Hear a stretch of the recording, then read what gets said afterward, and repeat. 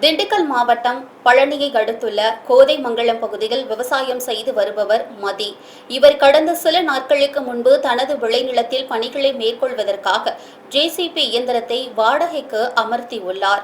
அப்போது சுடுகாடு பாதையின் வழியாக சென்ற ஜேசிபி இயந்திரத்தின் ஓட்டுநர் பாதையில் இடையூறாக இருந்த முட்செடிகளை அப்புறப்படுத்தியதாகவும் கூறப்படுகிறது. ஜேசிபி இயந்திரம் அங்கிருந்து சென்ற பிறகு அந்த இடத்தில் இருந்த மின்கம்பம் ஒன்று திடீரென்று சாய்ந்துள்ளது.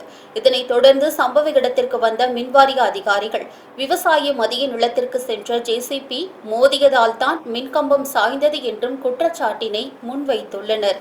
மேலும் இதற்கு நஷ்ட ஈடாக 12,000 ரூபாய் அபராதம் செலுத்த வேண்டும் என்றும், இல்லை என்றால் காவல்துறை மூலம் வழக்கு தொடரப்பட்டு வீட்டின் மின் இணைப்பு துண்டிக்கப்படும் என்று மிரட்டியதாகவும் தெரிகிறது. பாதிக்கப்பட்ட விவசாயி மதி இதுகுறித்து பேசுகையில், மின்கம்பத்தை மின்வாரிய ஊழியர்கள் சரியாக நடாத காரணத்தினாலேயே அது தானாக சாய்ந்துள்ளது என்றும், ஆனால் அதிகாரிகளோ என் மீது வீண் பழி சுமத்தி பணம் கேட்டு மிரட்டுகின்றனர். ஒரு விவசாயியான என்னால் இவ்வளவு பெரிய தொகையை அபராதமாக கட்ட முடியாது என்றும், அதிகாரிகளின் இந்த செயலால் நான் கடும் மன உளைச்சலுக்கு ஆளாகி உள்ளேன் என்றும், தனது வாழ்வாதாரத்தை பாதிக்கும் இந்த விவகாரத்தில் மாவட்ட நிர்வாகமும் உயர்மட்ட அதிகாரிகளும் உடனடியாக தலையிட்டு தனக்கு நீதி கிடைக்க செய்ய வேண்டும் என்று விவசாயி மதி கண்ணீர் மல்க கோரிக்கை விடுத்துள்ளார். என் பேர் மதியழக. வயலுக்கு சேசிப்பு கொண்டு போகும்போது சைடில் முள்ளு இருந்துருக்குது.